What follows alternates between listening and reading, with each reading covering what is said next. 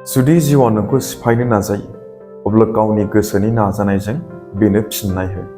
जेन्नाया अब्लासिम असम्भब जाया जेब्ला नों बेखौ गावनो गोसोआव जेन्नाय मानिनानै लाया। दिनैनि भिडिअ'आव आं मोनसे ओरैबायदि काहानि बुंगोन, स्ट'रि बुंगोन, जाय काहानिखौ खोनाखांनायनि उनाव नोंथांमोनाबो गोसोआव थुलुंगानाय, नाजानाय आरो गोसोआव जेन्नाय होननायानो फैनाय नङा। खुलुमबाय लोगोफोर, दिनैनि बे गोदान भिडिअ'आ नोंथांमोननि गोसोआव थुलुंगानायखौ लाबोगोनखौ आसा खालाम। बेनिखायनो भिडिअ'खौ जोबजासिम नायलां आरो आंनि चेनेलाव गोदानब्ला अन्नानै लाइक, शेयार आरो साबस्क्राइब खालामनायजों लोगोसे बेल आइकनखौबो थुनो दाबाव। बे काहानिया जाबाय अरुणिमा सिन्हानि, जाय गावनि देरसिन खमजुरिखौनो गावनि देरसिन बोलो मानिनानै लादोंमोन। मोनसे एक्सिडेन्टआव अरुणिमाया गावनि आथिंखौ खोमानांदोंमोनब्लाबो बे जेन्नायखौ एक्सेप्ट खालामनानै लायाखै। बियो आर्टिफिशियेल बा नकल आथिं लादेरनानै बेनि मददजों माउन्ट एभारेस्ट गाखोनो हाजेननाय दुनियानि गिबिसिन हेन्डिकेप आइजो।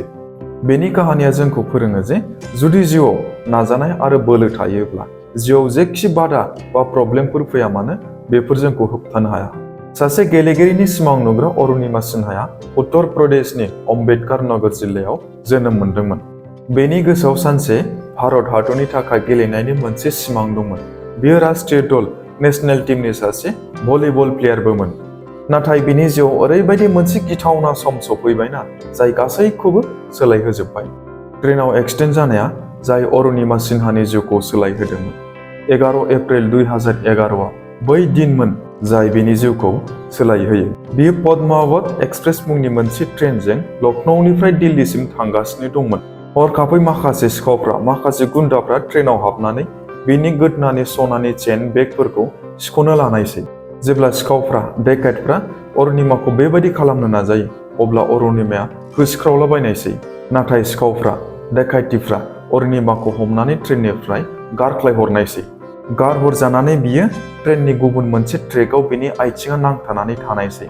बे समावनो गुबुन फारसेनिफ्राय फैनाय ट्रेनआ बेनि आथिंखौ थबस्र' बुस'लांनायसै। बियो हरफामानि बे जायगायावनो थाबाय थानांबाय आरो सानायजों सोगोमगासिनो दङ। नाथाय रावबो हेफाजाब खालामनो फैयाखैमोन। अखानायै फुङावसो माखासे मानसिफ्रा बेखौ नुसननानै हस्पिटालसिम दिखोनानै लांदों।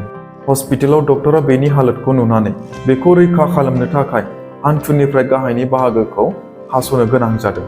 बेयो बबेबा मोनसे मुभिनि बा फिल्मनि काहानि नङा दे लोगोफोर, बेयो मोनसे रियेल घटनासो। जेब्ला अरुणिमा सिन्हाया हस्पिटालाव दंमोन ना, अब्ला मिथिगौना लोगोफोर मानसिफोरनि आखला माबायदिमोन। मानसिफ्रा बेनि सानायखौ नागारनानै जेबो बुजियाजासे बेनि सायावसो उल्था सोंथि सोंदोंमोन। बेखौ मदद होनायनि सोलाय मानसिफ्रा बेनि सायाव नंखाय गाज्रि प्रुफ खालामनोसो नाजादोंमोन। माखासे मानसिफ्रा ओरैबो बुंदोंमोन जे लाजिनानै गावखौनो ट्रेनाव सुइसाइड खालामनो नाजादोंमोन होननानै। नाथाय अरुणिमाया बेफोरखौ जेन्नाय मानिनानै लायाखैमोन। बियो थि खालामबाय जे बेफोर गासैबो घटनाफोरखौ बियो गावनि खमजुरि जानो होआ।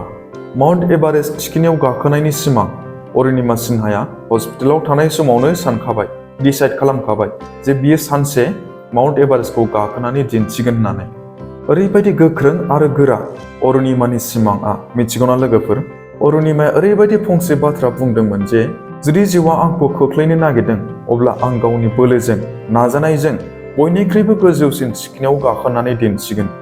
बेनि उनाव बियो भारतनि हाजो गाखोनो फोरोंग्रा बयनिख्रुइबो साबसिन ट्रेनारजों लोगो हमनायसै, जाय भारत हादरनि गिबिसिन माउन्ट एभारेस्ट हाजोखौ गाखोनो हाजेननाय आइजो, जायनि मुङा बसेन्द्रीपाल।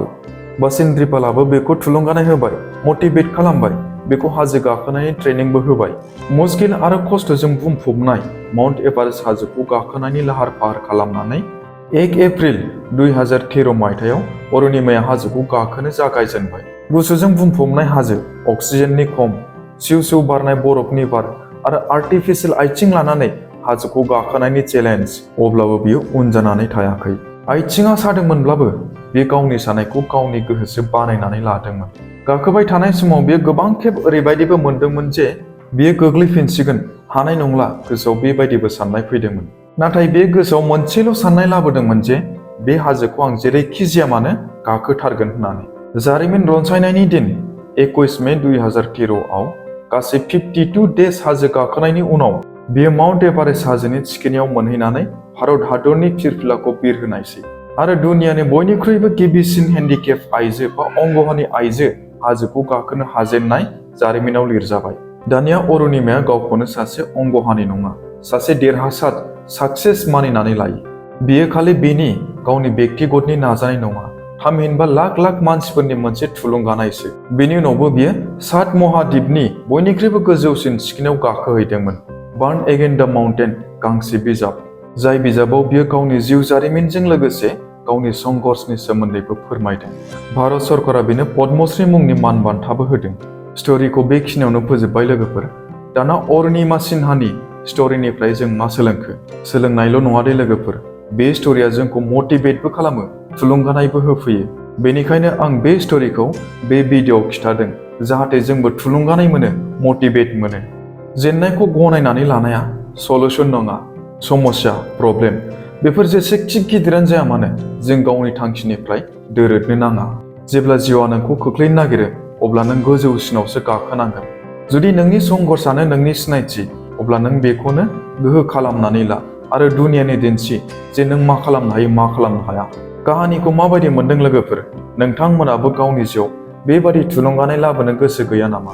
जुदि गोसो दं, अब्ला कमेन्टआव लिरनानै खिथाहर लोगोफोर, जाहाथे नेक्स्ट भिडिअ'आव आङो नोंथांमोननि लुबैनाय बायदि भिडिअ' बानायनो हायो। आसा खालामो लोगोफोर, निस्सय बे काहानिया नोंथांमोननि गोसोआवबो थुलुंगानाय होफैदों, नङा होनबा? दिनैनि भिडिअ'नि काहानिया एसेबाङानोमोन।